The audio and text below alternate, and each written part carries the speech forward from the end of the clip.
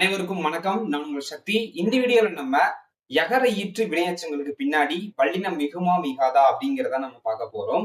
So உங்களுக்கு தமிழ்ல நம்ம படிக்கிறோம் இல்லையா, ஸ்கூல் புக்ல நம்ம வல்லினம் மிகும் இடங்கள் மிகா இடங்கள் அப்படின்னு நம்ம படிக்கிறோம். அதுல ஏதாவது ஒரு கான்செப்ட்ல ஸ்ட்ராங்கா இருந்தாலே போதும். வல்லினம் மிகும் இடங்கள்ல ஸ்ட்ராங்கா இருந்தோம் அப்படின்னா வல்லினம் மிகா இடங்கள்ல நம்ம ஈஸியா ஃபைண்ட் பண்ணிட முடியும். இல்லாட்டினா வல்லினம் மிகா இடங்கள்ல ஸ்ட்ராங்கா இருந்தோம் அப்படின்னா வல்லினம் மிகும் இடங்களை நம்ம ஈஸியா ஃபைண்ட் பண்ணிட முடியும். ஓகேவா?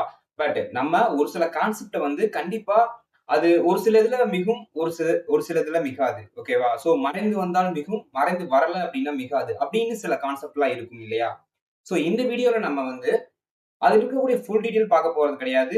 யகர ஈற்று வினையெச்சங்களுக்கு பின்னாடி வல்லினம் மிகுமா மிகாதா அப்படிங்கறத மட்டும்தான் இந்த வீடியோ நம்ம பார்க்க போறோம். பட் நீங்க தனிப்பட்ட முறையில அதை கண்டிப்பா தெரிஞ்சிருக்கணும். ஏன்னா அது இல்லாம டிஎன்பிஎஸ்சி கொஸ்டின் தமிழ் பேப்பர் இருக்காது.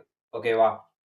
இந்த வீடியோல நம்ம யகரத்தை தொடர்ந்து கண்டிப்பா வல்லினம் மிகும், அதே மாதிரி லகரத்தை தொடர்ந்துமே வல்லினம் மிகும். அதாவது சிறப்புலா இருக்கு இல்லையா, மகரடா, அது எங்கெங்கெல்லாம் வருதோ நிலைமொழி வருமொழி. ஓகேவா? அந்த கான்செப்ட் படி நம்ம படிச்சா போதுமான அளவு. அது மட்டும் இல்ல, இந்த வீடியோல யகரத்தை தொடர்ந்து நீங்க எந்த ஒரு சென்டென்ஸ் பார்த்தாலும், எக்ஸாம்பிளுக்கு ஒரு 4 கூற்று கொடுத்து option A, option B, option C, option D இந்த மாதிரி கொடுத்து அதுல எந்த கூற்று சரியா இருக்கு, வல்லினம் மிகும் இடம் மிகா இடம் அப்படின்னு சொல்லிட்டு நிறைய வார்த்தைகளை கொடுத்துருவாங்க.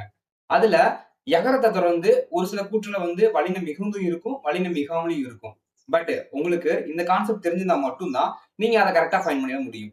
நீங்க நார்மலா ஸ்கூல் புக் எப்படி படிச்சிருப்பீங்க? இப்போ வினைத்தொகையில் வல்லினம் மிகாது அப்படின்னு உங்களுக்கு தெரிஞ்சிருக்கும். அதே மாதிரி பெயரெச்சத்தின் பின் வல்லினம் மிகாது, இதெல்லாம் உங்களுக்கு தெரிஞ்சிருக்கும். பட் ஈறுகட்ட எதிர்மறை பெயரெச்சத்துக்கு பின்னாடி வல்லினம் மிகும். எக்ஸாம்பிளுக்கு எழுதா பேனா அப்படின்னு வச்சுக்கோங்க, சும்மா பேருக்கு வச்சுக்கோங்க.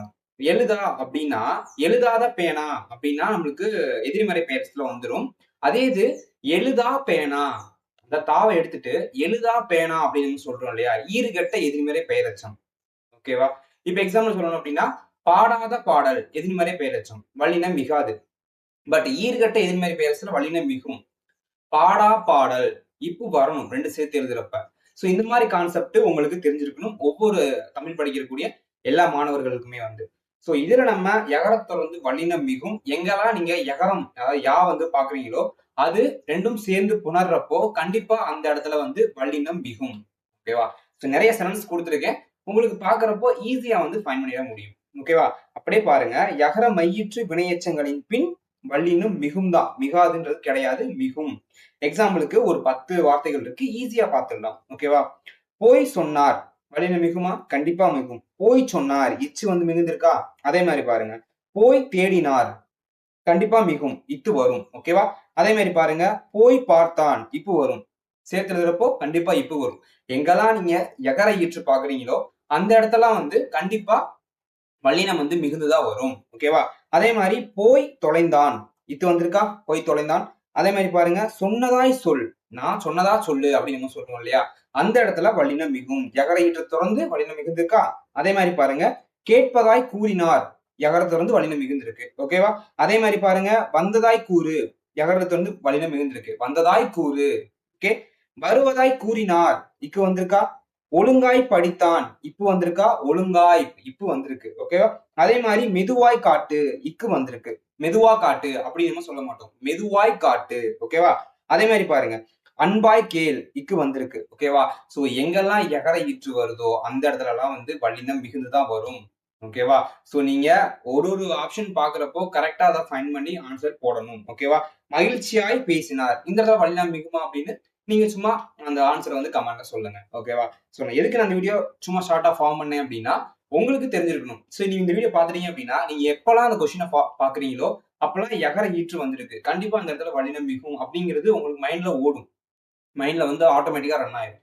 அதுக்காக தான் நான் சிம்பிளா இந்த வீடியோ நான் கிரியேட் பண்ணேன். ஓகேவா? அதே மாதிரி ஞாபகம் வச்சுக்கோங்க, லகர ஈற்று எங்கெங்கெல்லாம் முடியுதோ, இப்ப எக்ஸாம்பிளுக்கு தமிழ் தாய், தமிழ் பிளஸ் தாய், தமிழ் தாய், இத்து வரும். ஓகேவா? சோ எங்கெல்லாம் லகர ஈற்று முடியுதோ, எண்ட்ல இருக்கோ அங்கெல்லாம் கண்டிப்பா வல்லினம் மிகும். ஓகேவா? சோ இது ஒரு கான்செப்ட், உணர்ச்சியில ஜஸ்ட் தெரிஞ்சுக்கணும் அப்படிங்கிறதுக்காக தான் இந்த வீடியோ மேக் பண்ணேன்.